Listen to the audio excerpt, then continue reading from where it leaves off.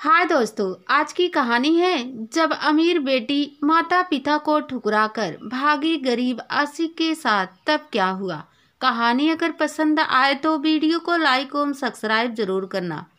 गुमटी चलाने वाले अभय की उम्र भी तकरीबन 20 साल होगी। वह भी गोरा, लंबा और हैंडसम था। इसके अलावा वह बहुत हंसमुख लड़का था। किसी भी ग्राहक से मुस्कुराते हुए बातें करता था। उसकी दुकान अच्छी चलती थी। हर उम्र के लोग अभय की गुमटी पर दिखते थे। बच्चे चॉकलेट और चिप्स के लिए, बुजुर्ग पान के लिए, तो नौजवान बीड़ी सिगरेट के लिए, तो औरतें साबुन और शैम्पू के लिए। अभय की गुमटी एक बड़ी बस्ती में थी, जहां कई गांव के लोग खरीदारी के लिए आते थे।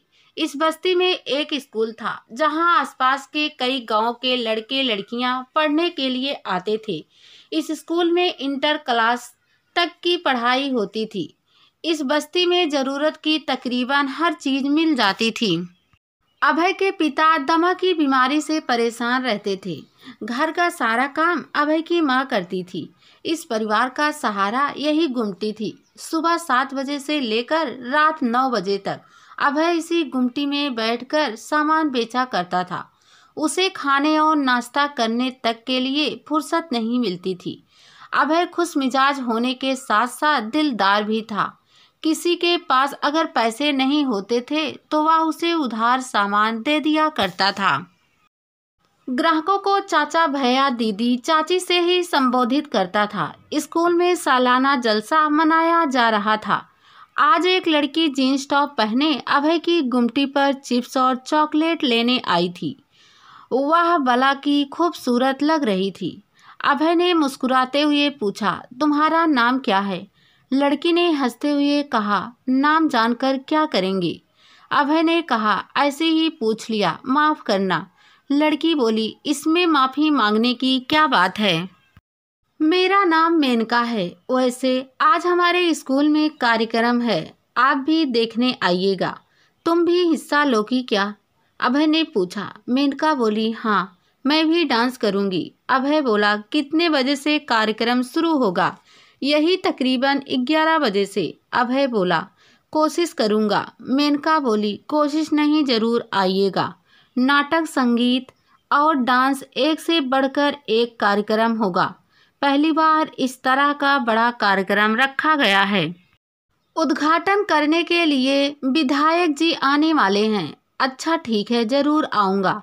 अभय स्कूल में 10 बजे ही पहुंच गया। मंच पर पर्दा लगाने और दूसरे कामों में मदद करने लगा।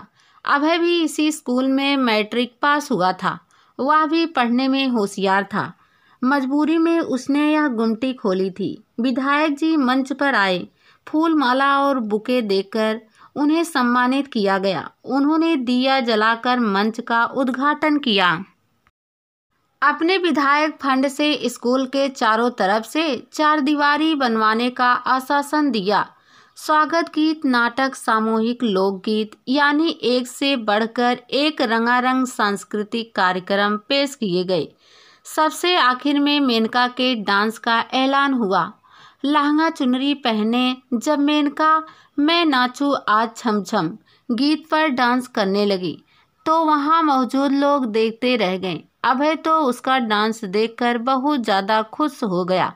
मेनका को डांस प्रतियोगिता में पहला पुरस्कार मिला। अभय के दिलो दिमाग पर मेनका का डांस घर कर गया था। उसे रात भर नींद नहीं आई।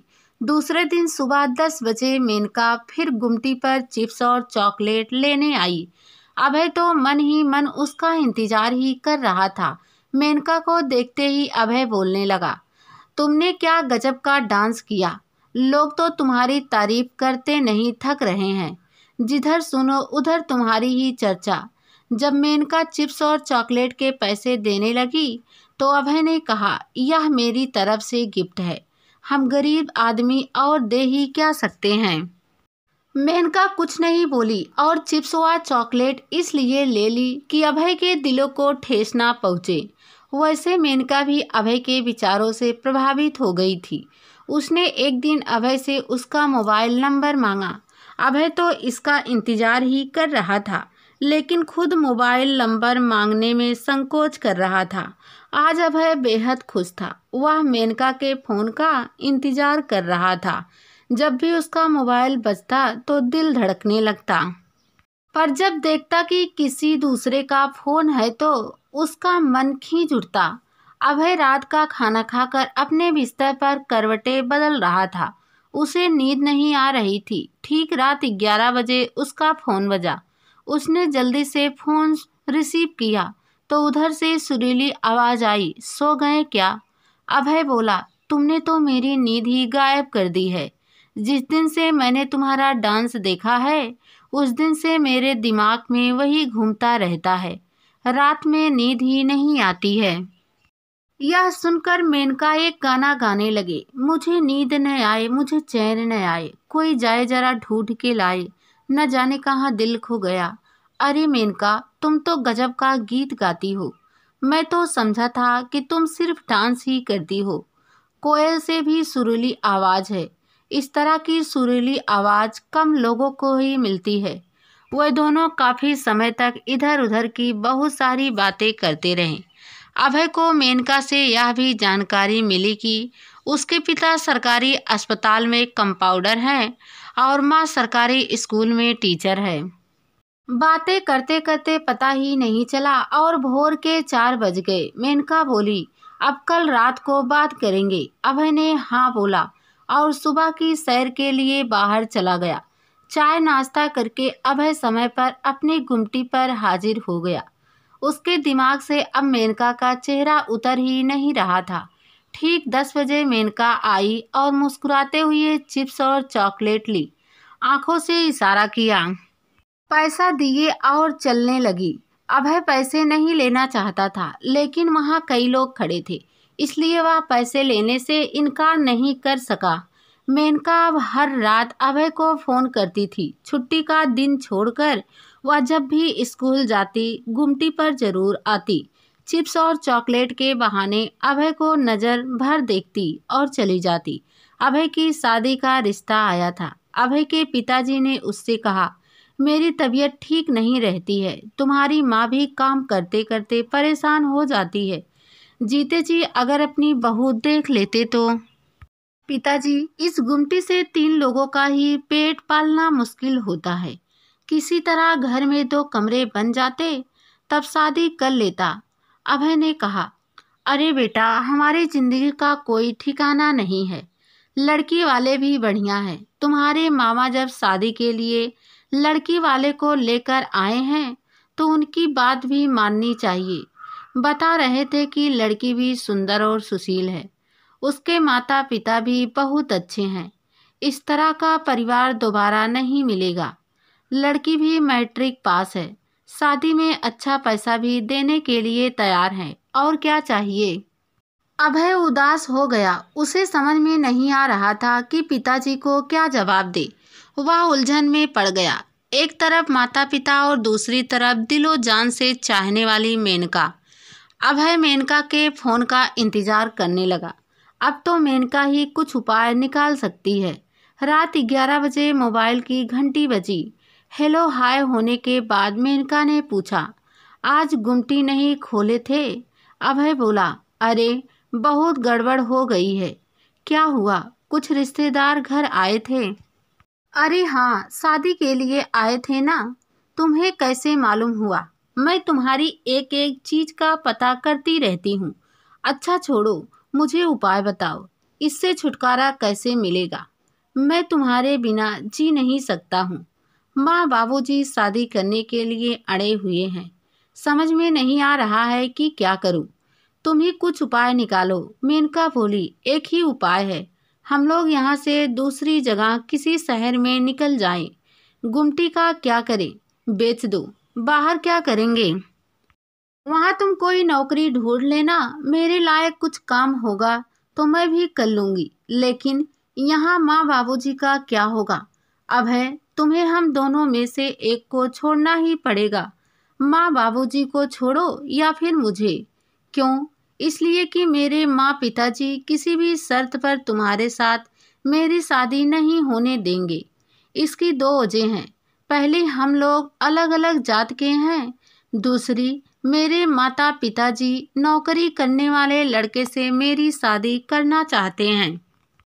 अभय बोलने लगा, मेरे सामने तो साफ छछूंदर वाला हाल हो गया है। माँ बाबूजी को भी छोड़ना मुश्किल लग रहा है और तुम्हारे बिना मैं जिंदा नहीं रह सकता। मेनका बोली, सभी लड़के तो बाहर जाकर काम कर ही रहे हैं, उन्होंने क्या अपने माँ बाप को छोड़ दिया है? वहाँ से तुम अपने माँ बाप के पास पैसे भेजते रहना। जब यह गुमटी बेचना तो कुछ पैसे माँ बाबूजी को भी दे देना। माँ बाबूजी को पहले से ही समझा देना। अच्छा ठीक है, इस पर विचार करते हैं, अभय ने कहा। अभय का एक दोस्त पवन दिल्ली में काम करता था। पवन की शादी भी हो गई थी, उसकी पत्नी गांव में ही रहती थी। पवन साल में 1 या 2 बार गांव आता था। अगले दिन अभय ने पवन को फोन किया, यार पवन, मेरे लिए भी काम दिल्ली में खोज कर रखना, एक कमरा भी देख लेना। पवन बोला, मजाक मत कर। नहीं यार, मैं सीरियसली बोल रहा हूँ। अब गुमटी भी पहले जैसी नहीं चल रही है, बहुत दिक्कत हो गई है, घर का खर्च चलाना मुश्किल हो गया है। तुम मेरे लंगोटिया यार हो, मैं अपना दुख दर्द किससे कहूँगा। पवन बोला, मैं यहाँ एक कंपनी में सिक्योरिटी गार्ड की नौकरी करता हूँ, तुम चाहोगे तो मैं तुझे ऐसी ही गार्ड की नौकरी दिलवा सकता हूँ। हर महीने 10,000 रुपये मिलेंगे, ओवर टाइम करोगे तो 12,000 रुपये तक हर महीने कमा लोगे। ठीक है, एक कमरा भी खोज लेना। ठीक है, जब मन करे तब आ जाना, पवन ने कहा। अभय गांव से शहर जाने का मन बनाने लगा। वह अपने माँ बाबूजी से बोला, मुझे शहर में अच्छा काम मिलने वाला है, 1 साल कमाऊंगा तो यहाँ नया घर बनवा लूँगा, उसके बाद शादी करूँगा। यह सुनकर अभय के बाबूजी बोलने लगे, हम लोग यहाँ तुम्हारे बिन कैसे रहेंगे, मैं सब इंतजाम करके जाऊंगा, वहाँ से पैसा भेजता रहूँगा।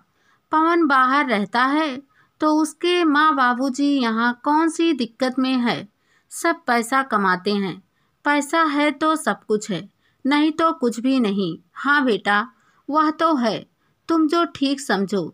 अभय ने 70,000 रुपये में सामान समेत गिमटी बेच दी और उनमें से 30,000 रुपये अपने माँ बाबूजी को दे दिए, बाकी अपने पास रख लिए।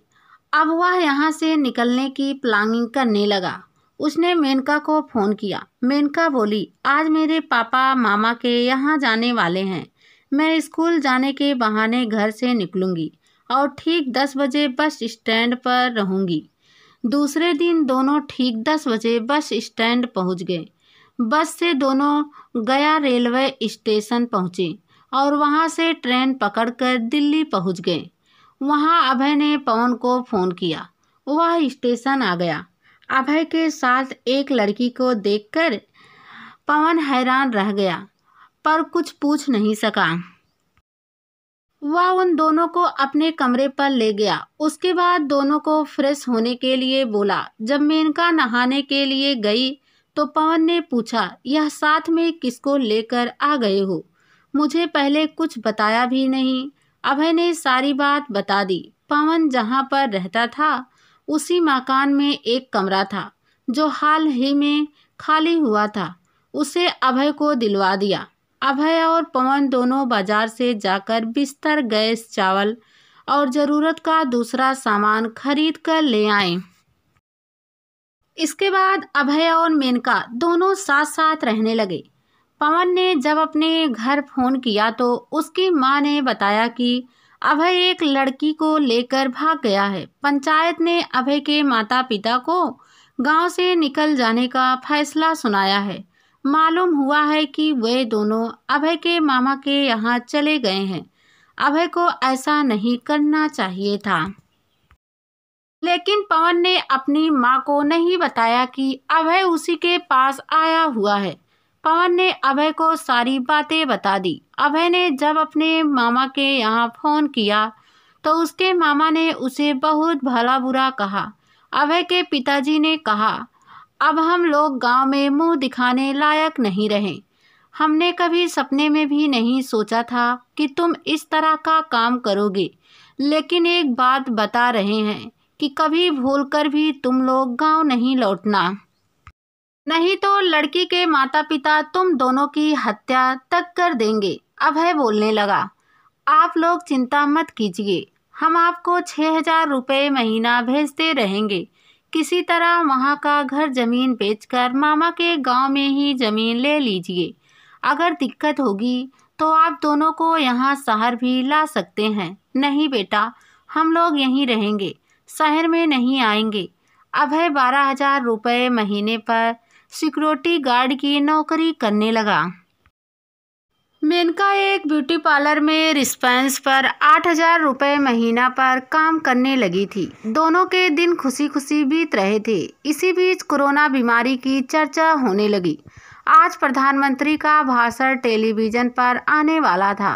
प्रधानमंत्री ने सभी लोगों को एक दिन के जनता कर्फ्यू की कहकर घर पर बिठा दिया। 21 मार्च को शाम 5 बजे 5 मिनट तक अपने घर की छत से थाली और ताली बजाने को कहा गया। देश भर के कोरोना ने थाली और ताली, घंटी और शंख तक बजा दिया। प्रधानमंत्री समझ गए कि वे जो बोलेंगे जनता मानेगी। इसके बाद उन्होंने टेलीविजन पर बड़ा फैसला सुनाया कि अब देश में कई दिन का लॉकडाउन होगा और जो जहां वहीं रहेगा। सभी गाड़ियां, बस, ट्रेन और हवाई जहाज तक बंद रहेंगे। सिर्फ राशन और दवा की दुकानें खुली रहेंगी। दूसरे दिन से हर जगह पर पुलिस प्रशासन मुस्तैद हो गया। किसी तरह बंद कमरे में 21 दिन बिताए, पर फिर 19 दिन का और लॉकडाउन बढ़ा दिया गया। अब जितने भी काम करने वाले लोग थे वे हर हाल में घर जाने का मन बनाने लगे। कंपनी के मालिक ने पैसा देना बंद कर दिया। अभय और मेनका के अगल बगल के सारे लोग अपने अपने घर के लिए निकल पड़े। पवन ने भी 1,200 रुपये में एक पुरानी साइकिल खरीद कर चलने का मन बना लिया। अभय ने अपने मामा के पास फोन किया तो मामा ने कहा, यहाँ भूलकर भी मत आना। अगर लड़की वालों को मालूम हो गया तो तुम्हारे साथ साथ हम लोग भी मुश्किल में पड़ जाएंगे। आखिर मेनका और अभय जाए तो जाए कहाँ। मेनका पेट से थी। पवन दूसरे दिन साइकिल लेकर निकल गया था। पूरे मकान में सिर्फ अभय और मेनका ही बच गए थे। कोरोना के मरीज हर रोज बढ़ रहे थे। कुछ हो गया तो कोई साथ नहीं देगा। अभय ने भी एक साइकिल खरीद ली और मेनका को बोला, चलो हम लोग भी निकल चले, चाहे जो भी हो, एक दिन तो सबको मरना ही है। अभय अपना सारा सामान मकान मालिक को 15,000 रुपये में बेचकर निकल पड़ा। रास्ते के लिए कुछ खाना बना लिया। 4 बजे भोर में अभय मेनका को साइकिल की पीछे वाली सीट पर बैठाकर चल पड़ा।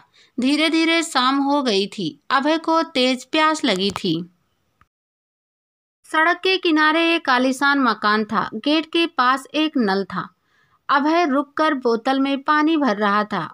उस आलीशान मकान से गेट तक एक बुढ़िया आई और पूछने लगी, बेटा तुम लोग कहाँ से आ रहे हो? माताजी, हम लोग दिल्ली से आ रहे हैं और बिहार जाएंगे। अरे, साइकिल से तुम लोग इतनी दूर जाओगे? हाँ माताजी, क्या करें, जिस कंपनी में काम करते थे वह बंद हो गई। मकान मालिक किराया मांगने लगा तो सभी किराएदार निकल गए। हम लोग क्या करते? अब रात में तुम लोग कहाँ रुकोगे? माताजी, कहीं भी रुक जाएंगे। अरे, तुम दोनों यहीं रुक जाओ, यहाँ मेरे घर में कोई नहीं रहता। एक हम हैं और एक खाना बनाने वाली नौकरानी। तुम लोग चिंता मत करो। तुम लोग जैसे मेरे भी बेटे बहू हैं जो अमेरिका में रहते हैं, वहाँ दोनों डॉक्टर हैं। अभय ने हाँ कर दी। वह औरत उन दोनों को घर में ले गई और नौकरानी को बोली, 2 लोगों का और खाना बना देना। अभय बोला, माताजी, हम लोगों के पास खाना है, आपने रुकने के लिए जगह दे दी, यही बहुत है। कोई बात नहीं, वह खाना तुम लोगों को रास्ते में काम आएगा। अच्छा ठीक है माताजी। इसके बाद वे दोनों फ्रेश हुए। उसके बाद मेनका और बूढ़ी माताजी आपस में बातें करने लगी। बूढ़ी माताजी कहने लगी, मेरे भी एक ही बेटा है, वह अमेरिका में डॉक्टर है, वहीं उसने शादी कर ली। 10 साल के बाद पिछले साल जब वह यहाँ आया था तब उसके पिताजी इस दुनिया में नहीं रहे थे। मेरे पति आईएएस अफसर थे। बहुत अरमान से बेटे को डॉक्टरी पढ़ाई थी। मुझे पैसे की कोई कमी नहीं है। 40,000 रुपये पेंशन मिलती है। जमीन जायदाद से साल में 5 लाख रुपए की आमदनी हो जाती है। खाना खाकर बात करते करते काफी रात बीत गई। सुबह जब अभय और मेनका उठे तो दिन के 8 बज गए थे। नहाना धोना करते करते 9 बज गए थे। जब दोनों निकलने की तैयारी करने लगे तो बूढ़ी माता ने कहा, धूप बहुत हो गई है, अब तुम दोनों कल सुबह जल्दी निकलना। दोनों आज भी वहीं रुक गए थे। मेनका नौकरानी के साथ खाना बनाने में मदद करने लगी थी। बूढ़ी माता रात को अपना दुख दर्द सुनाते हुए रोने लगी। सिर्फ पैसे से ही खुशी नहीं मिलती। मेरे बेटे को शादी किए 10 साल हो गए हैं। मैंने आज तक अपनी बहू को देखा तक नहीं। एक पोता भी हुआ है पर उसे भी आज तक देखने का मौका नहीं मिला। मेनका को लगा जैसे उसे नई माँ मिल गई है। रात को उसने बूढ़ी माता के पैर दबाए और तेल लगाया। बूढ़ी माताजी को आज असली सुख का एहसास होने लगा था। सुबह जब अभय ने निकलने के लिए बोला तो बूढ़ी माता जिद पर अड़ गई, तुम लोग हमेशा यहीं रहो ना। अभय और मेनका को भी नया ठिकाना मिल गया था और वह खुशी खुशी यहीं रहने लगे।